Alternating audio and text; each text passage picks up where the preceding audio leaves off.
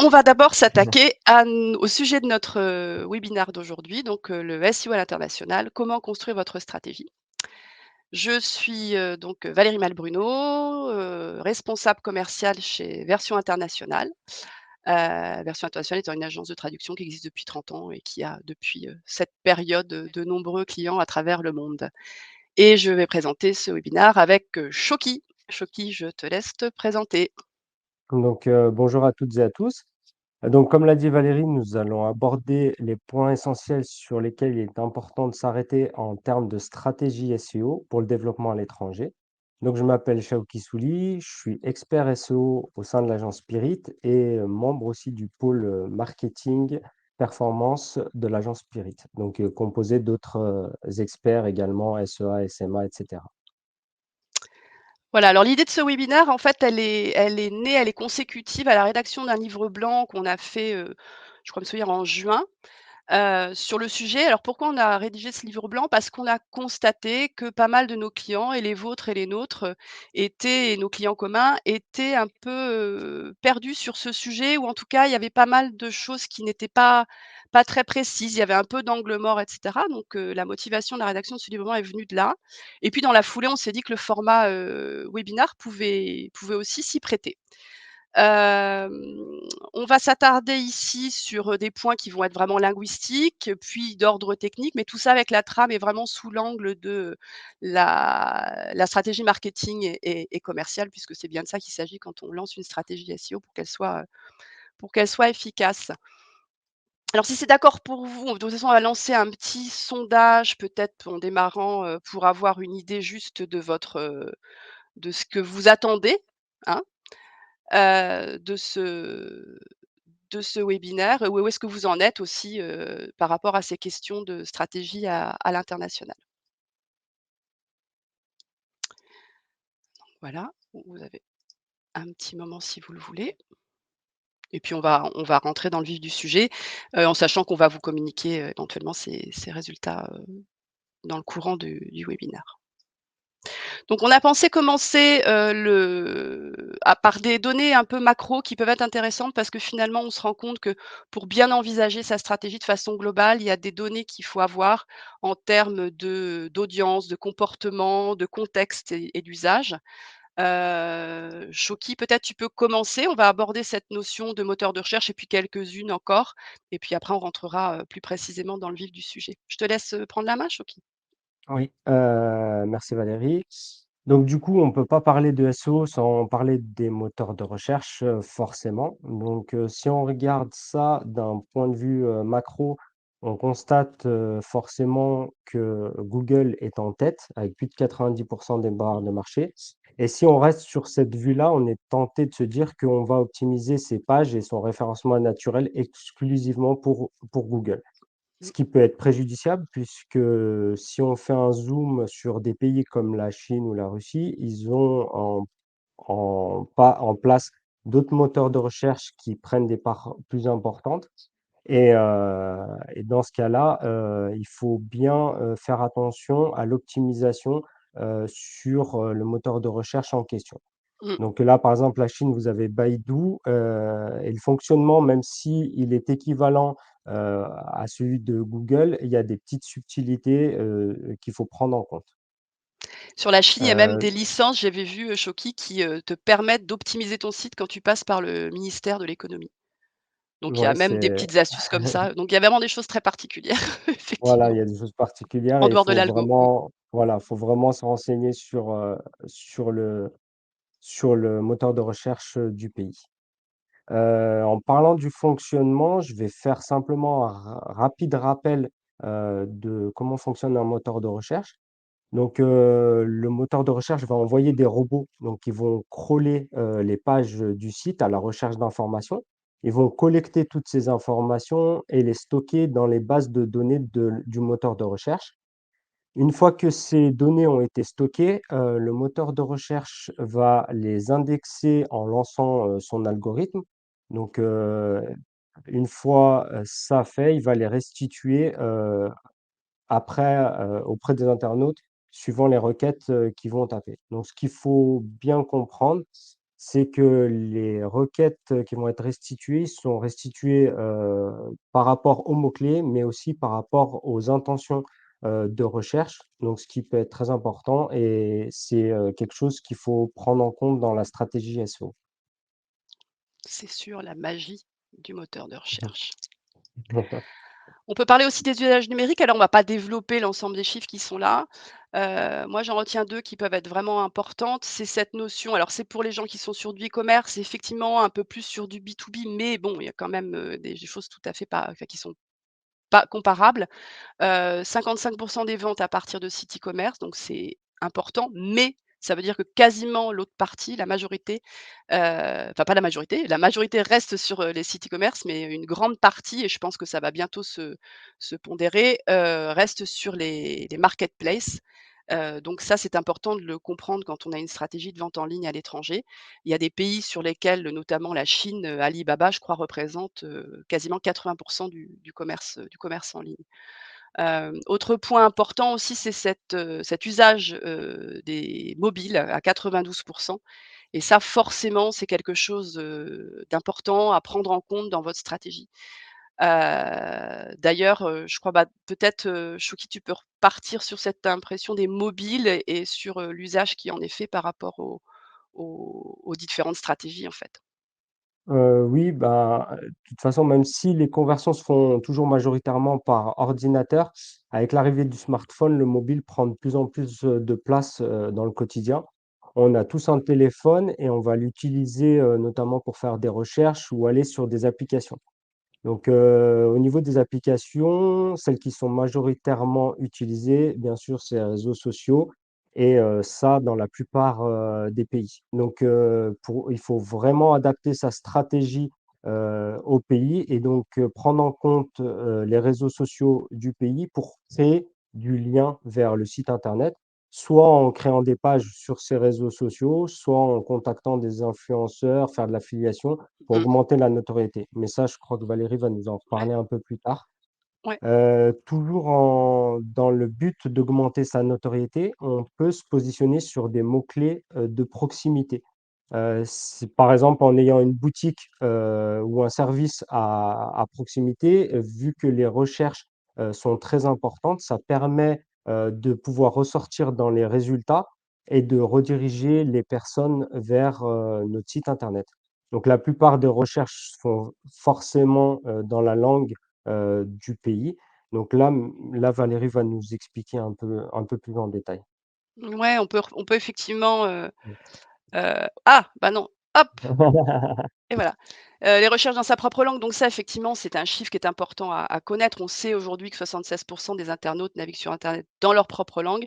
Il y a un vrai défi à les faire aller sur des sites qui ne sont pas dans la leur, donc plutôt que de trouver des solutions pour faire ça, on sait que l'usage n'arrivera pas à cette maturité-là, donc on va adapter son site dans la langue du pays cible. Ça, c'est vraiment hyper important, ça fait partie de votre stratégie, et donc forcément de toute la raison d'être de travailler ensuite le SEO à l'international. Il y a un point qui est intéressant aussi, c'est que cette notion de requête dans les pays, donc ce chiffre-là, c'est une donnée qui est à l'international, contiennent plus de 4 mots, enfin 4 mots ou plus, ça veut dire que le reste, c'est moins, mais c'est important notamment au niveau des requêtes de longue train. Ça veut dire qu'il faut travailler ce point-là et qu'on voit que les résultats, donc on a ces requêtes nous amènent sur des pages qui sont quand même, conséquentes en volume de mots, donc il faut bien aussi en tenir compte. Je sais pas si Choky, au niveau des volumes de mots ou des requêtes, longue train, tu avais un commentaire à faire là-dessus? Oui, de toute façon, au niveau des requêtes, ce qu'on constate, ben, la plupart du temps, c'est que les personnes vont taper des mots-clés et enfin, les requêtes de longue traîne, c'est celles qui convertissent le plus, donc 4 mots ou plus et vont taper certains mots-clés et au lieu d'aller, sur les différentes pages, s'ils ne trouvent pas le résultat escompté, ils vont venir modifier la requête, soit en ajoutant des mots ou soit en Mmh, modifiant les mots. Donc ouais. c'est quelque chose qui est très important également, oui, effectivement, Valérie. OK. J'ai mis en bas à la fin de ces slides de présentation de chiffres, une référence intéressante de Shopify. Alors c'est pas pour faire de la pub, mais fondamentalement ce document, sur, le commerce, à l'international est vraiment intéressant. Donc c'est une ressource qui peut être consultée, pour ceux qui ont des visées sur des nouveaux marchés. Donc voilà.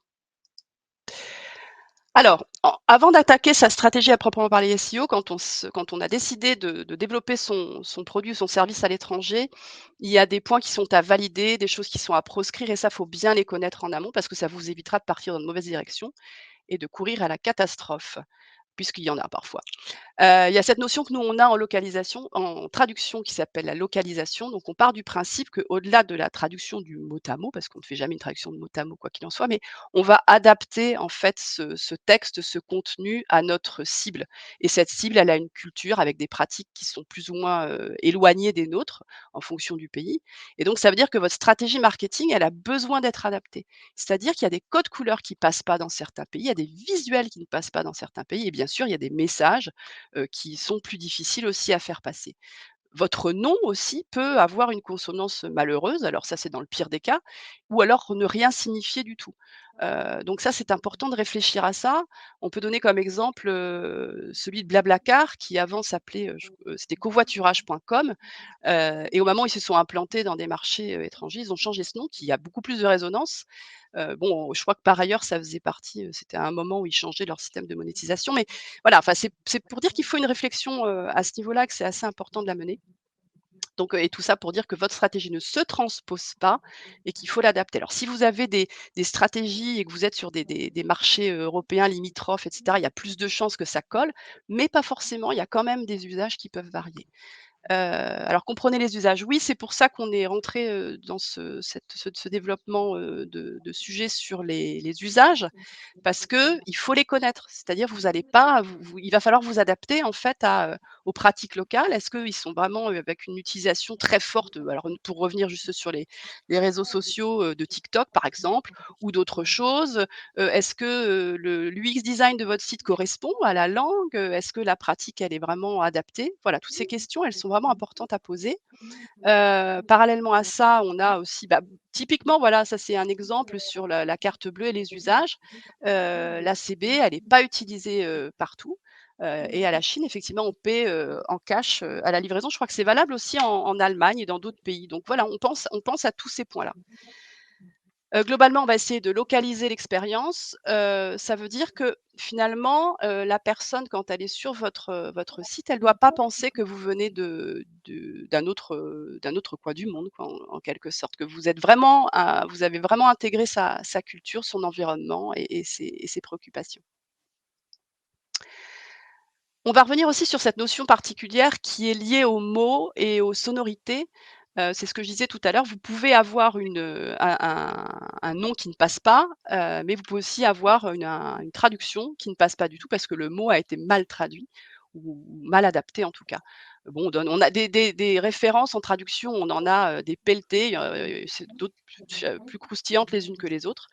J'ai retenu là, simplement pour le marché mexicain, American Airlines qui, forcément a des vols, quotidiens avec ce pays et qui avait décidé de communiquer sur le fait qu'il équipait ses sièges, 1 classe en cuir et qui communique en disant «Fly in leather» qui veut dire en espagnol, il a traduit par «vuela en cuero» qui signifie «voyager nu». Alors, ce qui est étonnant, c'est que ces exemples qui sont énormes viennent souvent de grandes entreprises d'annonceurs majeurs, et on est toujours étonné de se dire qu'ils n'ont pas fait attention à ça.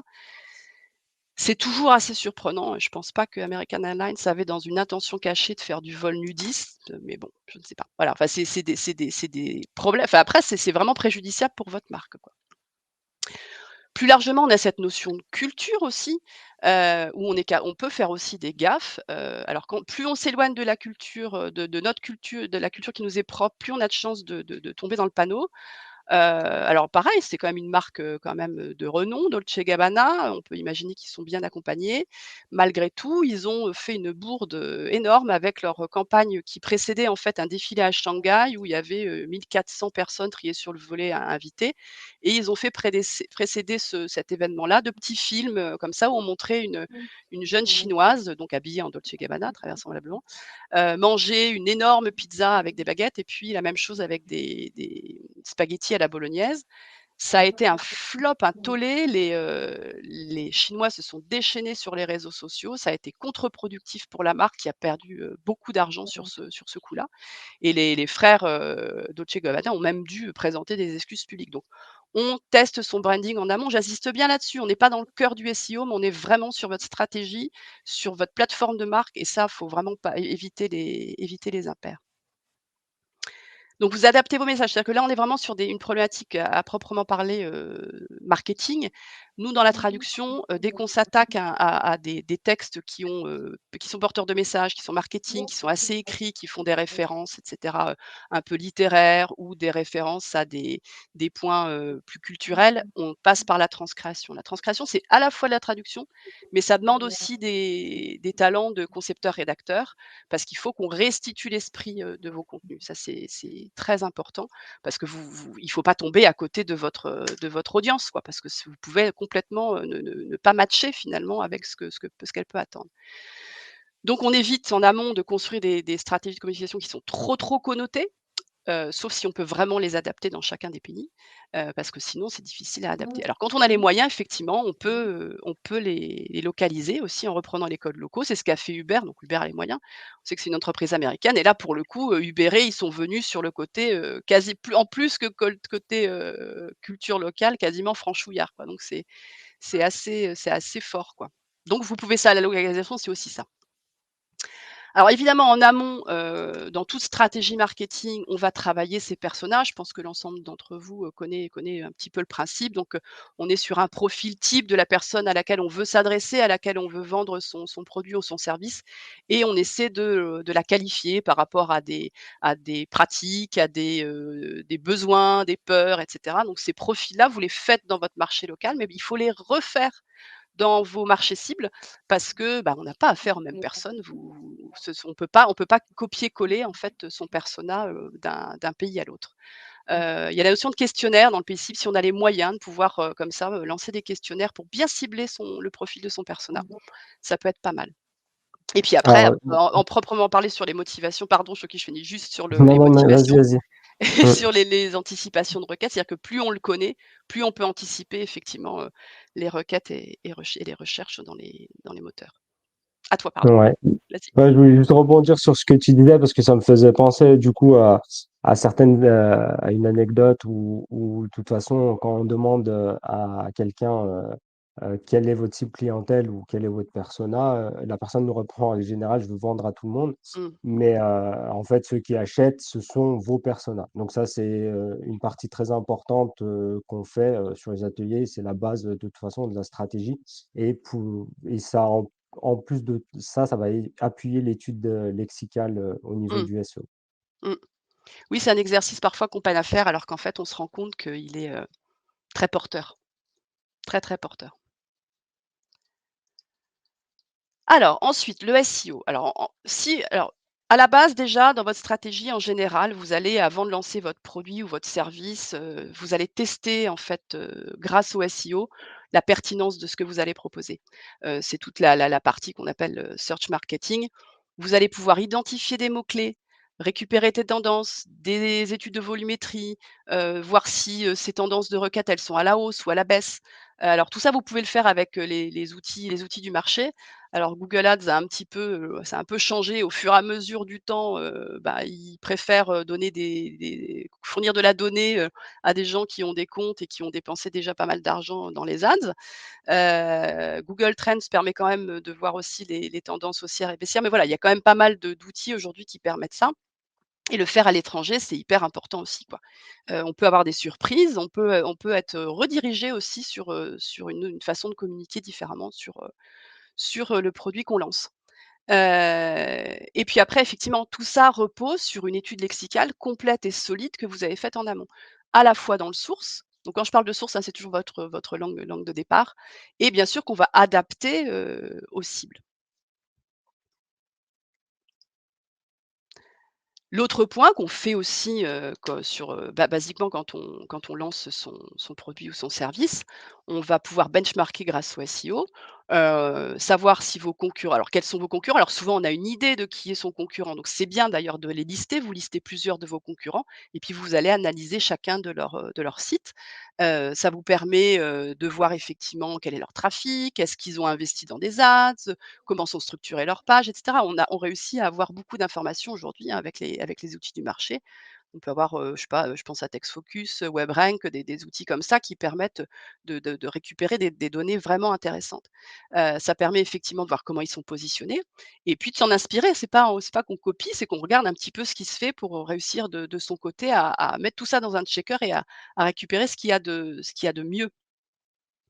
On liste aussi les backlinks parce qu'on va le voir, hein, le sujet, on va le développer un petit peu, mais regardez les backlinks, entrants qu'ils ont, ça peut aussi vous donner des idées.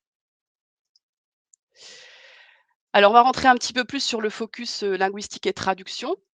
En sachant que quand on va traduire, adapter son offre du point de vue des SEO, on ne fait pas une traduction de but en blanc. Ça fonctionne pas comme ça, vous l'aurez bien compris, puisque le mot-clé, retenu va être testé. On va voir s'il est, pertinent ou pas, s'il est performant, puisque ça va fonctionner vraiment comme ça. Parfois, on peut être réorienté complètement sur un mot-clé en se rendant compte que, bah, non, finalement, il n'est pas le plus recherché, qu'il y a un synonyme qui l'est plus parce que la pratique dans le pays en question, est orientée comme ça. On réinsiste sur l'étude lexicale qu'on va mener par pays et qui vont permettre d'affiner les expressions vraiment localement utilisées et d'avoir une stratégie, SEO bien pointue. On rappelle aussi forcément que la connaissance du marché, comme on l'a pu le voir en amont un petit peu sur les pratiques et des personas, donc ces deux éléments mis bout à bout, nous permettent aussi d'avoir des mots-clés, qui sont vraiment, sensiblement, pertinents. Au niveau alors pareil, on va toujours analyser ces SERP locales dans la langue et dans le pays. Ça, c'est hyper important. On peut aussi le faire dans la ville, enfin quand il s'agit de grands centres, urbains. Pourquoi? Parce que ça on n'aura pas de résultats pertinents si on ne le fait pas comme ça. Les outils dont on a parlé juste au-dessus, le font toujours, hein, bien sûr. On note aussi que Technical SEO est assez performant, à ce niveau-là. Donc c'est intéressant. Hem On fait attention au régionalisme aussi, c'est-à-dire que vous imaginez que vous avez fait votre site en anglais et ben vous allez pouvoir, diffuser ces pages-là à la fois, en Angleterre, enfin dans tous les pays qui sont anglophones et ben non, ça fonctionne pas comme ça au niveau du SEO puisque alors, juste à titre d'exemple, si vous avez décidé de vendre, des services autour de l'immobilier aux États-Unis, si vous commencez par travailler vos mots-clés avec, en mot-clé principal flat et ben ça va tomber à côté de la plaque parce que les requêtes aux États-Unis seront autour de apartment puisque la pratique n'est pas celle d'utiliser flat. Pareil, si vous décidez de vendre des chaussures de foot et bien, ça ne sera pas des football boots pour le marché américain. Ça, j'insiste bien là-dessus parce que c'est pas grand-chose parfois sur un contenu, ça peut être recalibré. On verra en plus, après avec Shoki qu'on peut rediffuser dans une même langue, avoir une sous-langue, donc pensez bien à ça. Après il y a aussi cette notion d'élargissement, hein, du contenu sémantique, on en a parlé, c'est-à-dire que si on trouve que c'est pas, très pertinent, on recherche des synonymes et ça c'est vrai, les linguistes pour ça sont très bien placés. Juste l'exemple en espagnol donc, nevera qui se traduit normalement en français par réfrigérateur. Dans la pratique, c'est vrai qu'on parle beaucoup de notre frigo, pour les requêtes et puis, beaucoup moins de frigidaire par contre, mais un linguiste, un traducteur qui ne serait pas natif ou qui ne serait pas un traducteur peut tomber dans le panneau aussi. Le contexte aussi est essentiel, on va parler effectivement en espagnol, pour le poisson de pez quand il est dans l'eau et de pescado quand il est, sur l'étal du poissonnier donc c'est le genre d'erreur qu'il est préférable de ne pas faire donc le contexte est hyper important, on va le revoir après. Donc on en reparlera aussi avec, Shoki. Heu, Tout doit être optimisé. Ça, c'est une erreur qu'on voit et c'est un écueil qu'on constate, c'est que souvent la version, source est parfaite, enfin pas toujours d'ailleurs, mais ça peut arriver que tout soit bien calibré. D'ailleurs, si c'est très bien calibré, c'est encore mieux parce que ça veut dire que ça va être plus facile à optimiser. Mais on insiste bien sur le fait que URL, heading, métadescription, image, tout doit être traduit, adapté, localisé. Ça servira à rien de faire que l'URL. Vous savez bien comment ça fonctionne. On a besoin de donner du jus à l'ensemble de votre page et de vos pages, puisque après ce travail-là va être fait par page. Donc ne vous privez pas de ça parce que vous allez voir que c'est significativement plus performant. Aussi sur l'URL, de la même façon qu'on l'a dit, on ne fait pas des traductions de but en blanc. Vous pouvez avoir un mot-clé dans en français, par exemple, et vous rendre compte que, bah, le mot-clé dans la cible, c'est pas exactement le même, mais on l'aura testé. C'est pour ça on sera sur une logique de performance.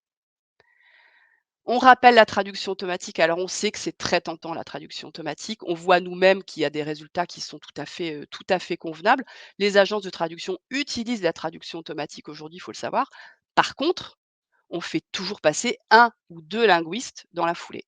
L'intelligence artificielle a des limites, elle ne contextualise pas, par exemple, c'est une intelligence artificielle statistique.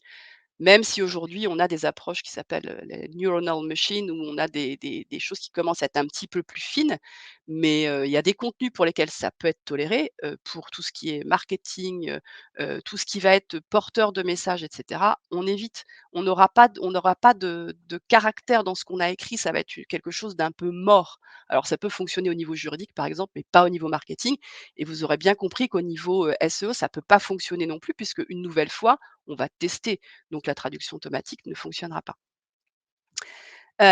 Bon voilà encore des petites anecdotes, mais c'est des choses qui sont qui que l'on voit régulièrement, hein. Dans une liste de pièces détachées, par exemple, on a vu ressort une pièce qui s'appelait «Le printemps», mais qu'est-ce que ça venait faire là? Tout simplement parce que spring avait été traduit par printemps, ce qui est l'usage qu'on connaît sans doute, le plus fréquemment de spring, mais c'est aussi un ressort en anglais. Donc c'est important de tenir compte de ça. Pareil, dans un menu déroulant de soft, on avait janvier, février, mars, avril, peu. Ah, qu'est-ce que ça vient faire là? Voilà, mauvais problème de traduction automatique. Pareil pour, les voyages en Inde, alors ça c'est sympa comme tout de voyager en Inde. Et puis, alors bon, ça c'est un petit peu pour l'anecdote, mais Bill Gates pendant longtemps était traduit par portail de facturation. Je dis pendant longtemps parce qu'en fait, ce qui se passe, c'est que comme on est sur une notion d'intelligence artificielle avec des statistiques, elle va corriger parce qu'elle va se rendre compte que dans l'usage, bah, Bill Gates finalement est très peu traduit par portail de facturation quand les gens vont recorriger. Voilà, parce que la machine se nourrit, de ce qu'on lui donne, de ce que nous tous lui donnons, hein, et toutes les outils de traduction automatique, fonctionnent de cette façon-là. Alors après, vous Mmh. avez des modules sur vos CMS, qui vous permettent, en fait, qui sont des modules multilingues, mais on ne passe pas par la traduction automatique. Je pense que Choky, tu peux nous en dire, quelque chose? Ouais, justement par rapport à la traduction automatique, on a, la possibilité d'avoir des outils, en ligne. Donc, la plupart des personnes utilisent, beaucoup les CMS puisque c'est un gain de temps, pour, la création de sites internet et on va mettre en place une extension. Donc, il y a des extensions de traduction qui sont mieux que les autres. Alors pourquoi? Parce que on va mettre une extension qui va soit, traduire de but en blanc et comme tu le disais, c'est pas la bonne manière, de faire. Donc ils vont prendre les mots, ils vont les traduire. Donc, ce sont en règle générale des modules, Google Trad et il y a Mmh, d'autres modules qui vont faire exactement la même chose, mais la petite subtilité fait que ces modules-là permettent, l'intervention humaine. Donc on va pouvoir venir, modifier les traductions, qu'on a sur les pages, par bloc et en plus, ils peuvent, apprendre au fur et à mesure. Donc avec du machine learning, mmh, suivant le contexte, apprendre au niveau des contextes et de ce qu'on leur a déjà donné, vont de mieux en mieux traduire. Donc ça, enfin, ça n'empêche en rien l'intervention humaine et je pense que ça ne l'enlèvera pas. Mais en tout cas, il y a des outils qui sont, beaucoup mieux adaptés. Bon, j'ai mis un exemple, mais vous pouvez en trouver, ouais. plein d'autres. Nous, c'est quelque chose qu'on nous demande de temps en temps d'intervenir dans le CMS, pour reprendre effectivement des contenus, qui ont été mal traduits et on a besoin de repasser un coup d'édition et de post-édition derrière. Ouais, ouais, absolument. Ouais, ça Ça, va c'est vite et c'est important, clair. Mmh. enfin, je pense que vous l'aurez compris que voilà, faut pas négliger cet aspect-là. Faut voir qu'une traduction mal faite, en fait, par rapport à votre audience, c'est une perte de crédibilité énorme donc on fait attention à ça. On va rappeler deux-trois petites choses sur les lignes éditoriales, recyclage de contenu. Alors c'est effectivement, quand on rédige, on va recycler, de temps en temps son contenu en fonction des supports, je pense que là-dessus, vous il y en a certains que vous pouvez recycler de façon universelle parce qu'ils sont très porteurs, enfin parce que le message n'a pas de connotation culturelle. Par contre, vous pouvez être amené à rédiger, des articles ou tout type de contenu, vraiment en pensant au pays dans lequel, vous communiquez, avec des notions de bah, il y a des jours fériés, par exemple. Alors ça, c'est plus pour votre marronnier éditorial, mais on fait attention aux jours fériés, aux fêtes locales et cetera, parce qu'on peut personnaliser chacun de ces contenus. On n'est pas obligé de le reprendre complètement, mais de faire des petites références qui matchent bien au niveau de la culture locale. De la même façon c'est ce qu'on voyait tout à l'heure, hein, par rapport aux pratiques, enfin aux usages. Est-ce que je vais plutôt publier sur des blogs, dans tel pays, plutôt à réinvestir les réseaux sociaux? On le voit, c'est vraiment un choix qui se fait en fonction des pays dans lesquels on s'installe, en fait, hein. Et puis bien sûr, donc on n'oublie pas que, vous pouvez vous adresser à un même marché dans plusieurs langues. C'est-à-dire que la Belgique, le Canada, bon puis, il y en a d'autres, hein, pratiquent plusieurs langues. Donc si vous dites: «Je m'installe sur le marché belge», et que vous omettez, de parler au bah, voilà, j'allais dire le néerlandais, alors ils vont être très, très fâchés les Belges si je leur parle de néerlandais. Le flamand, pardon, excusez-moi. Voilà, c'est des il faut vraiment tenir compte de ça. Ou alors vous passez à côté d'une partie de l'audience. Enfin, on reviendra dessus quand on le détaillera, mais ça, c'est un travail qui est un travail d'un peu plus longue haleine, mais essayez de récupérer des influenceurs locaux, parce que c'est des ambassadeurs de votre marque et ça peut être ça peut vraiment accélérer, votre notoriété localement. Faire du netlinking aussi, ça de toute façon vous le faites déjà, mais alors il va falloir obtenir des backlinks sur des sites locaux.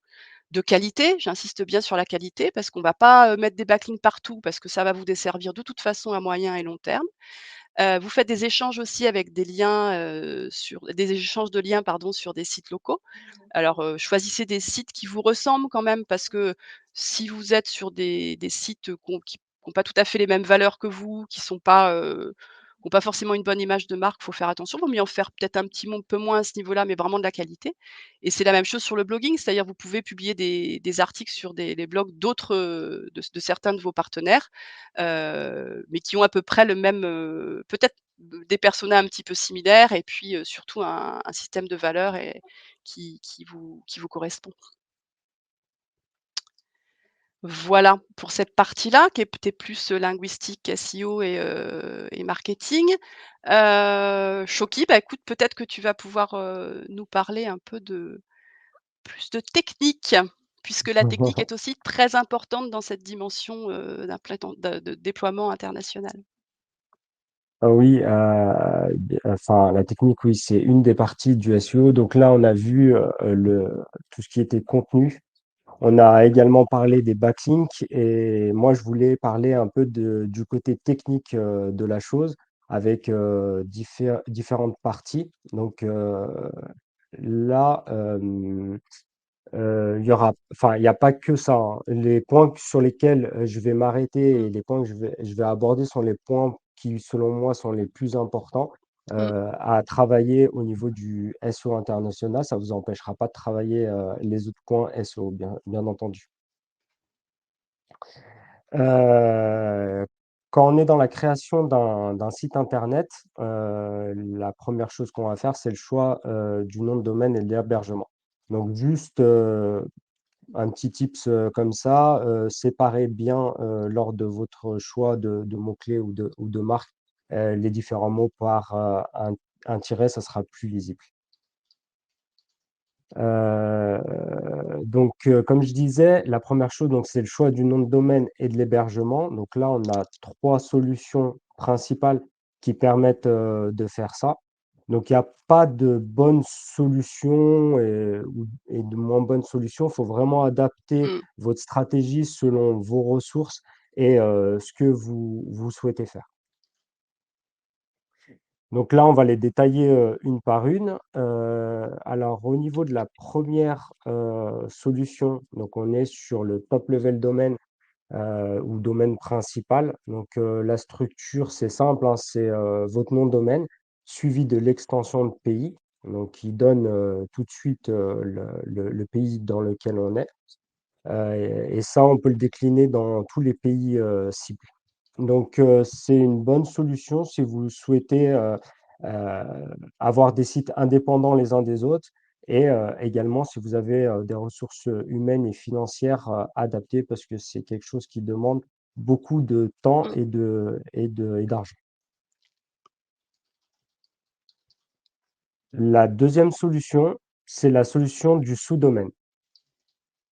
Donc, la solution du sous-domaine, elle est simple, il y a l'extension de pays et ensuite vous avez votre domaine principal avec, l'extension que vous choisissez, .com, .io ou autre. Donc là, pareil, elle peut être déclinée dans tous les pays dans lesquels vous voulez vous installer et bah, cette solution, elle peut être adaptée, si vous voulez pareil être indépendant, enfin avoir une indépendance, des différents sites Mmh. et les ressources humaines sont un peu moins importantes, mais quand même, conséquentes. On a quand même besoin d'un peu de monde, derrière.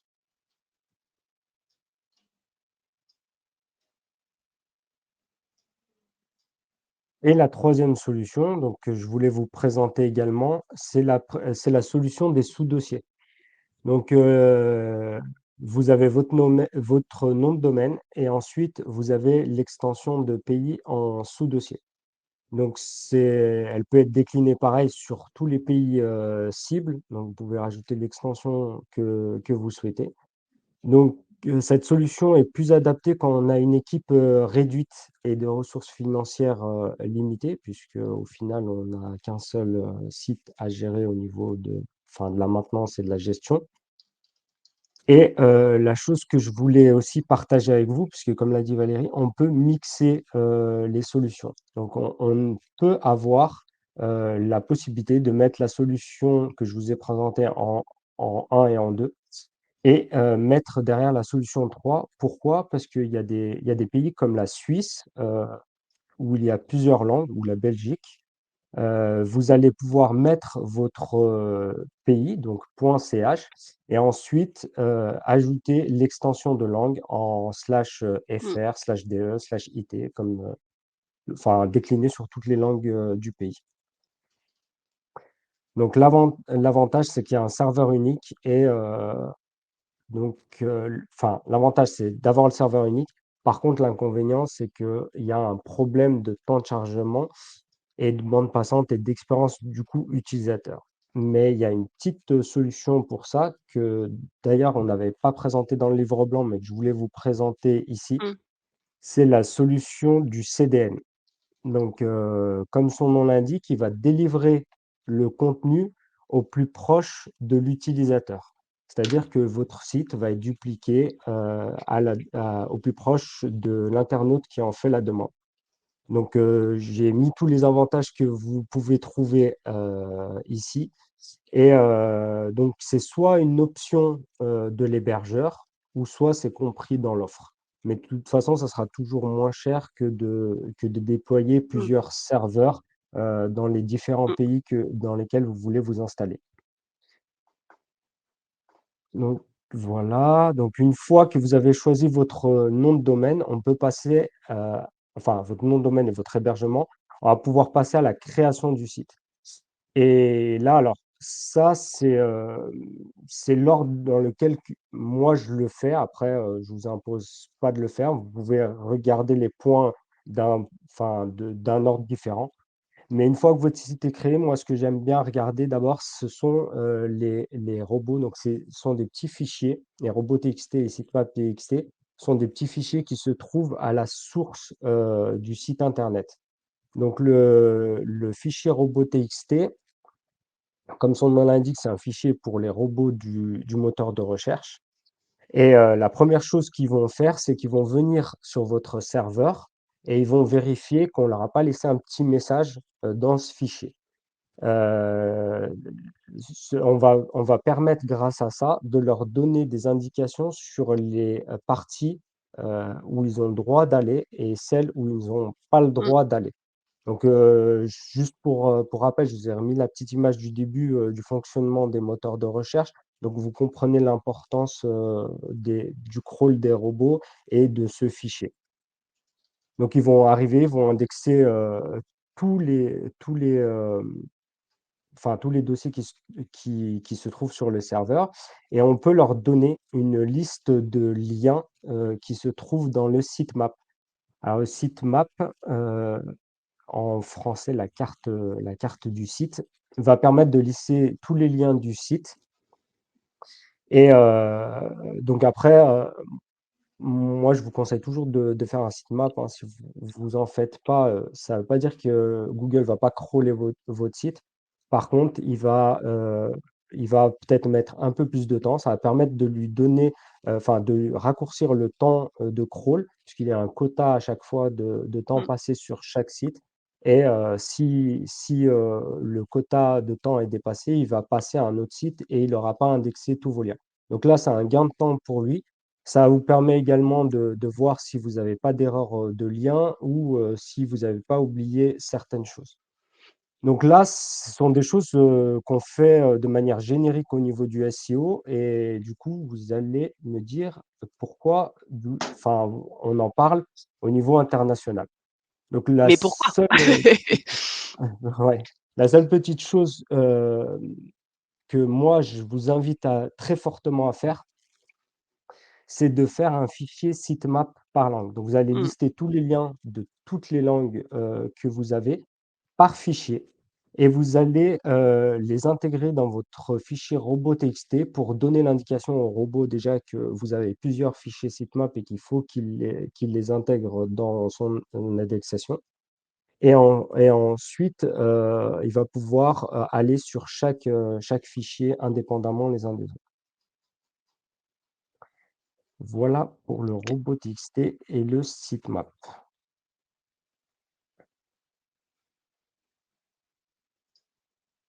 Ah, la balise hreflang, Voilà, la la balise fameuse. hreflang.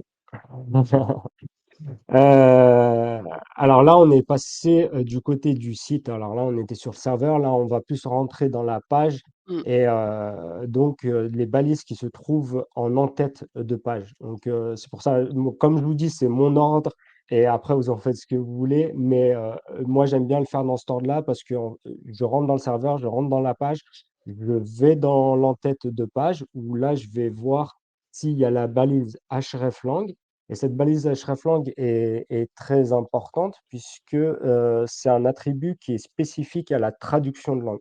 Et il n'y est pas dans les sites en règle Mmh. générale, on le met vraiment quand on a des sites enfin, pour différents pays et dans différentes langues. Donc il va donner une indication, de langue au donc une indication, de langue de référence, du site internet et aussi de la langue de la page en question. L'avantage principal de cette balise, c'est d'éviter le duplicate content, donc de dire au robot que le contenu qui est présent, même s'il est traduit, parce que les robots, même, les contenus traduits vont être pour eux des contenus dupliqués. Parce que vous ne pouvez pas prendre un contenu Mmh. d'un concurrent, le copier, le coller, le traduire en français, le robot va le prendre comme, étant du contenu dupliqué. Et cette balise va permettre, de dire, «J'ai du contenu en français, j'ai du contenu en anglais, la référence, c'est le contenu en français» et donc il va vous le comptabiliser comme du contenu unique. OK. Voilà Ouais, l'avantage ouais. principal de Mmh, cette OK. balise. Alors, Ah oui, je la vous ai mis country un value. exemple de Mmh. l'articulation et de comment, la mettre en place. Donc là, c'est simplement un lien et là, on va pouvoir ajouter la langue et le pays, visé. Donc là, je vous ai pas mis, mais il y a le lien qu'il faudrait rajouter en dessous où il y a hreflang, xdefault et là, vous aurez la langue de défaut avec Mmh. le site internet, enfin la page en question, de par défaut. Ouais, ça c'est important. Une fois OK. qu'on a vu la balise hreflang, on va passer aux méta. Donc toujours Mmh. dans l'entête du site, on parle des méta. On en a parlé rapidement avec Valérie, mais je voulais plus rentrer en détail là-dedans. Donc et je vous ai pris une vue, c'est, Yoast SEO, donc c'est une extension, du, CMS, WordPress. WordPress. Mmh. Heu, qui permet de faciliter, justement, l'entrée des métatitres et des métadescriptions ainsi que l'URL simplifiée. Donc, bien penser que de toute façon, il faut adapter les mots-clés au pays en question et bien penser au nombre de caractères pour chaque partie puisque, en fait, au niveau des moteurs de recherche, quand ils vous donne les résultats, au niveau de la SERP, vous allez avoir des résultats, tronqués si vous avez dépassé les 70 caractères pour le métatitre et les 160 caractères pour la métadescription. Et c'est là qu'on rentre également l'URL simplifiée, donc avec les mots-clés et comme je disais, séparés par des petits tirets, c'est plus lisible.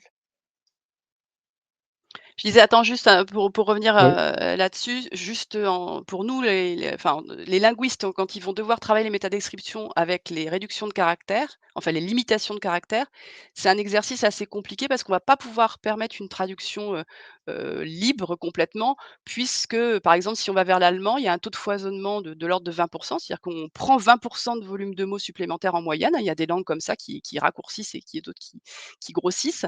Et donc c'est un exercice, particulièrement compliqué, mais que justement avec cette connaissance et cette approche SEO, on réussit à faire correctement. Voilà, c'était juste pour la petite anecdote, côté langue.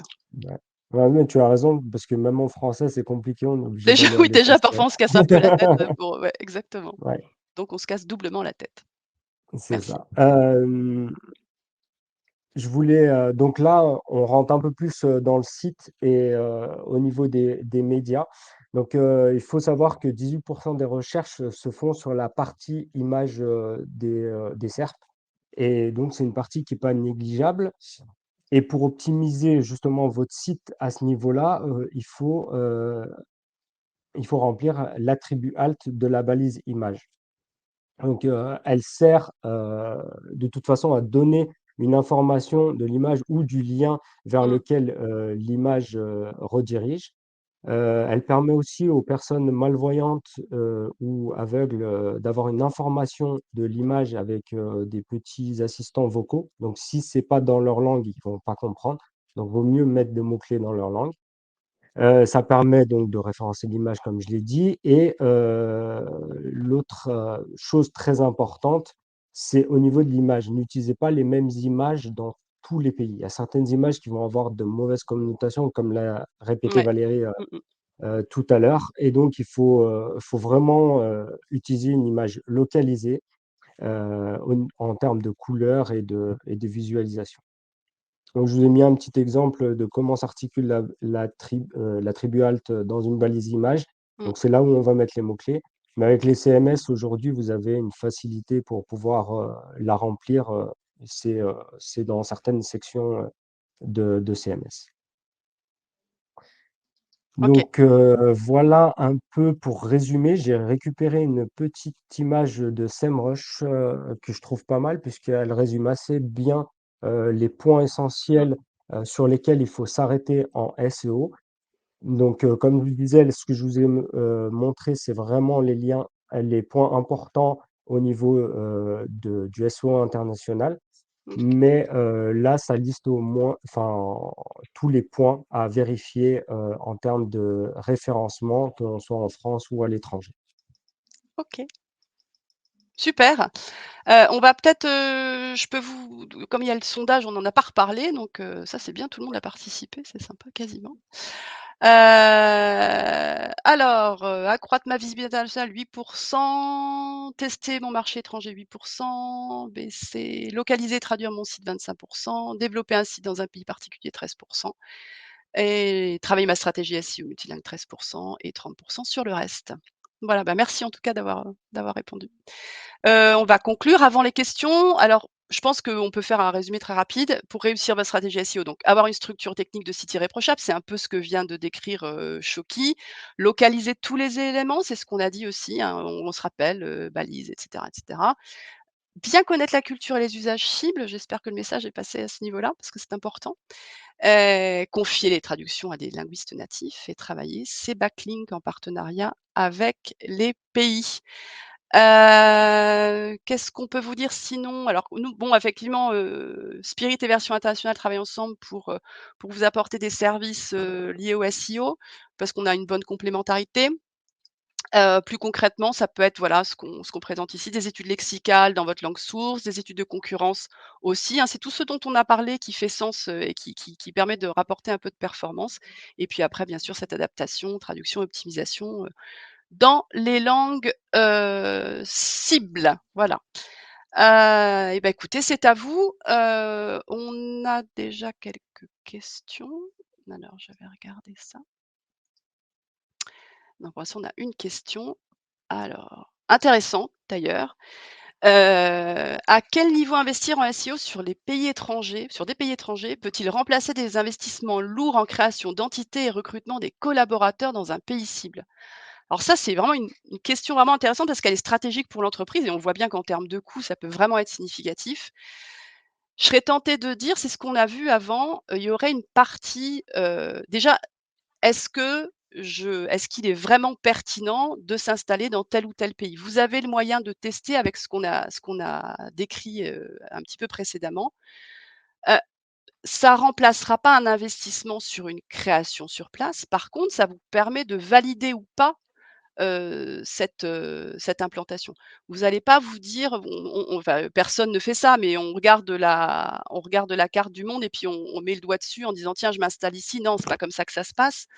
Je pense que c'est, heu, intéressant vous pouvez, enfin, je serais tentée de dire: «Vous pouvez le faire». Oui, vous pouvez le faire, sans mettre d'équipe sur place. Par contre, toute la partie backlink, partenariat local et cetera, ça voudrait dire que vous pourriez pas forcément la faire très correctement. Je pense que c'est bien un moment de s'y rendre. Après, ça rejoint aussi ce que disait, Shoki par rapport au choix des noms de domaine. Est-ce qu'on a une stratégie de se dire: «Je fais un site par pays, j'ai une stratégie, commerciale marketing par pays», auquel cas là, effectivement, c'est bien d'avoir du local et d'avoir une équipe en local. Ça veut dire aussi que vous pouvez aussi peut-être avoir des relais locaux qui vont, là, se faire écho de la pertinence de tel message, valider ou pas, telle stratégie.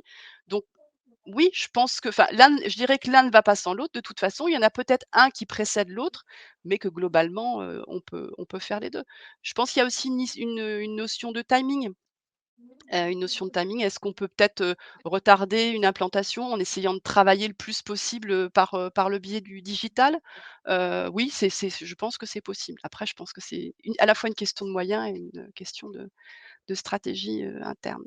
Voilà, j'espère avoir répondu. Sinon, n'hésitez pas, hein, je peux détailler, ultérieurement.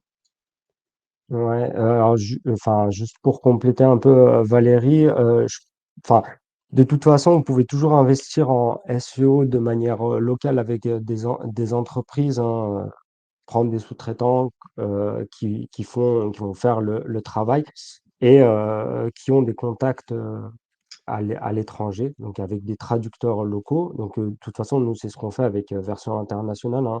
On est ici en France, mais on fait pas la traduction, de but en blanc, Mmh, comme me l'a expliqué, Valérie.